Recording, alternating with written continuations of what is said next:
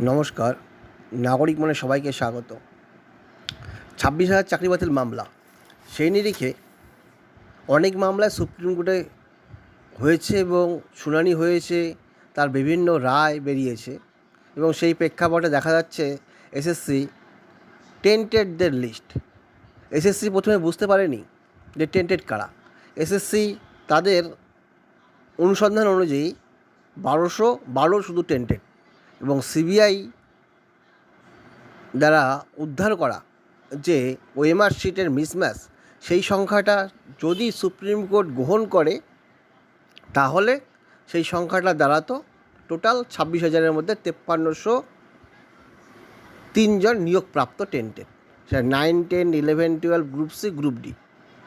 কিন্তু সুপ্রিম কোর্টের নির্দেশ মোতাবেক শেষ পর্যন্ত এসএসসি মূলত ক্লাস নবম, দশম, একাদশ, দ্বাদশ এবং এই দুই শ্রেণীর শিক্ষকদের টেন্টেডদের লিস্ট, সেখানে সিবিআই অ্যাফার্ম করা, সিবিআইয়ের অনুসন্ধান করা এবং হাইকোর্ট এবং সুপ্রিম কোর্টের অ্যাফার্ম করা লিস্টে টোটাল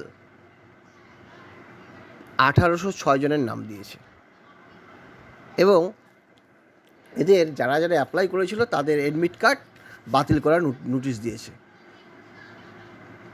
সুপ্রিম কোর্টে অপর একটি মামলা এই এসএসসির বিরুদ্ধে আবার হয়েছে। মামলাকারী Uttam Majumdar versus the state of West Bengal, diary number 45207। এই এসএলপিটি 1/9/2025 জাস্টিস সঞ্জয় কুমার এবং জাস্টিস সতীশচন্দ্র শর্মার বেঞ্চে, সিরিয়াল নাম্বার রয়েছে 56, 1/9/2025 এটি শুনানি হবে। এই শুনানিতে রেসপন্ডেন্ট অ্যাডভোকেট প্রীতিকা দ্বিবেদী কেভিয়েট দাখিল করেছেন এবং এই মামলার শুনানির পর আগামী 7 তারিখে যে পরীক্ষা, সেই পরীক্ষা তো সুপ্রিম কোর্ট নির্দিষ্ট করে দিয়েছে যে পরীক্ষা পোস্টপন হচ্ছে না। এখন দেখা যাক এই মামলা নতুন কোনো গতি আনতে পারে নাকি 26,000 চাকরি বাতিল মামলা নিয়ে রেখে। ধন্যবাদ।